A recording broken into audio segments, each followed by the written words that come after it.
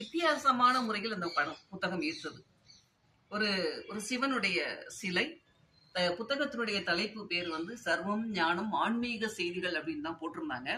அப்ப ஆன்மீக செய்திகள் அப்படின்னா பெரும்பாலும் உள்ள பார்த்தது நிறைய கோவில்களை பற்றி தான் எழுதியிருப்பாங்க அப்படின்னு நினைச்சிட்டு தான் அந்த புத்தகத்தை திருப்பினேன். நிறைய ஆன்மீக புத்தகங்கள் எல்லாம் அந்த கோயில் அங்க இருக்கு. இந்த கோயிலுக்கு அந்த பரிகாரம் செஞ்சா நல்லது, இப்படி பயணம் பண்ணணும் அப்படிலாம் நிறைய விஷயங்களை தான் நம்ம பார்த்திருக்கோம். ஆனா இந்த புத்தகத்தை பார்க்கும்போது ஒரு வித்தியாசமாக இருந்தது. தலைப்பே சர்வம் ஞானம் கொடுத்துட்டு அன்பு பக்தி தொண்டு அப்படின்னா மேலேயே அந்த உபதலைப்புகளை கொடுத்திருக்கிறார்கள். அந்த உபதலைப்புக்கு ஏற்றவாறு உள்ளே இருக்கின்ற செய்திகளும் அவ்வாறுதான் இருந்தது. சர்வம் ஞானம் அப்படின்னு சொன்னா என்ன அப்படிங்கறத வந்து உள்ள அழகான ஒரு விளக்கத்தை வந்து புத்தகத்துல கொடுத்திருக்காங்க. மக்களுக்கு வாழ்வின் தேவைகளை உணர்த்தவும் தனிமனித அமைதி, மன தூய்மை, உடல் நலம், உயிர் நலம், ஆன்ம நலம், ஆளுமை திறன், நோயின்றி வாழ்தல், தலைமுறைகளையும் நிகழ்காலம் பலம் பெற வரும் காலங்களில் இந்த தேசம் நலனுக்காக வழிகாட்டும் நோக்கத்தில் சர்மஞானம் என்று இதழுக்கு பெயர் சூட்டுகிறோம் என்று எழுதியிருக்கிறார். இதுவே ஒரு மிகப்பெரிய ஒரு இதா பாக்குறேன். என்னன்னா இந்த தேசத்தின் நலனுக்காக வழிகாட்டும் நோக்கத்தில் அப்படிங்கிற ஒரு வார்த்தை சர்வம் ஞானம் என்கின்ற ஆன்மீகத்தை தாண்டி மனிதர்கள் நலமாக வாழ வலியுறுத்துகின்ற ஒரு ஆன்மீக புத்தகமாக இதை பார்க்கிறேன். அதனுடைய முன்பக்கமும் கூட அந்த புத்தகத்தினுடைய சர்வ ஞானத்தினுடைய புத்தகத்துல என்ன எழுதியிருக்காங்கன்னா, தேசியமே என் பயணமே உங்கள் பலம், தேசியமே என் பயணமே உங்கள் பலம் அப்படின்னு எழுதியிருக்காரு.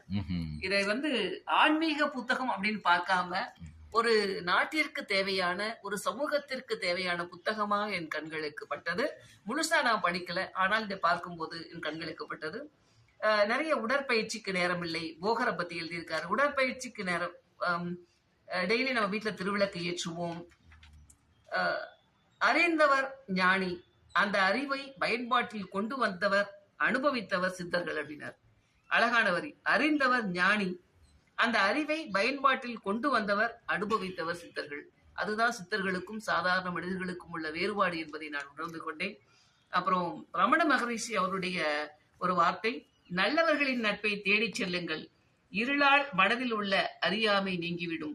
எண்ணம், சொல், செயல் ஆகிய மூன்றாலும் கடவுளை சிந்திப்பவனுக்கு வாழ்வில் நலம் என்பது வாழ்வில் சுமை என்பது சிறிதும் இருக்காது. பொதுவாக ஆன்மீகம் என்பது எல்லாமே நல்ல கருத்துக்களை, நல்ல எண்ணங்களை, நல்ல சிந்தனைகளை மனிதன் வளர்த்துக் கொள்ள வேண்டும் என்பதுதான் நோக்கமா இருக்கும். அதை இந்த சர்வம் ஞானம் என்கின்ற ஆன்மீக செய்திகள் என்ற தலைப்பிட்ட அந்த புத்தகம் வந்து மிக அழகாக தெளிவாக நல்ல ஒரு நம்மை படிக்க தூண்டுகின்ற வகையில் அமைந்துள்ளது.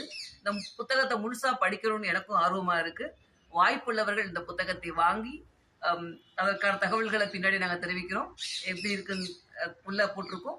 புத்தகத்தை வாங்கி படித்து, நாம் வாங்குகின்ற புத்தகம் என்பது நாம் அந்த புத்தகத்தை எழுதியவர்களுக்கானதாக அல்ல, நம் வாழ்க்கையை மேம்படுத்த, நம்மை நலப்படுத்த, நம் மனதை அமைதிப்படுத்துவதற்கான புத்தகம் என்பதை உணர்ந்தால் ஒவ்வொரு புத்தகமும் நம் ஒவ்வொருவருக்கும் பயனுள்ளதாக இருக்கும்.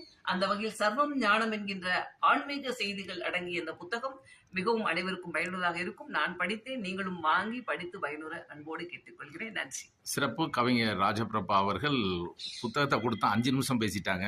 2 நிமிஷம் பேசுவாங்க, 1 நிமிஷம் பேசுவாங்க, 30 செகண்ட் பேசுவாங்கன்னு பார்த்தா புத்தகத்தினுடைய ஆற்றல் நினைக்கிறேன். அந்த புத்தகத்தை வாங்கினோடனே இவ்வளவு நேரம் பார்த்தது 3 நிமிடம், பேசியது 5 நிமிடம். அந்த அளவுக்கு ஒரு கவிஞர் வந்து அதை எடுத்துரைத்திருக்காங்க. வானொலி போன்ற பல்வேறு இதுகளில் அவங்க அலைவரிசைன்னு ஒரு புத்தகம் எழுதியிருக்காங்க. 4 புத்தகங்கள் எழுதியிருக்காங்க. அதனால அவங்க உடனடியாக இந்த புத்தகத்தை வியந்து பாராட்டியிருக்காங்க. அடுத்ததாக நம்ம இப்போ கேட்க இருக்கிறது வந்து நம்மளுடைய கலா பாரதி, ஒரு தியாகியினுடைய பேத்தி. அவங்க வந்து ஆமாம், சொல்லுங்கம்மா, சும்மா ஒரு சில கருத்துக்கள் சொல்லுங்க. நான் வந்துட்டு இப்போ வந்து தேவதாஸ் காந்தி ஐயா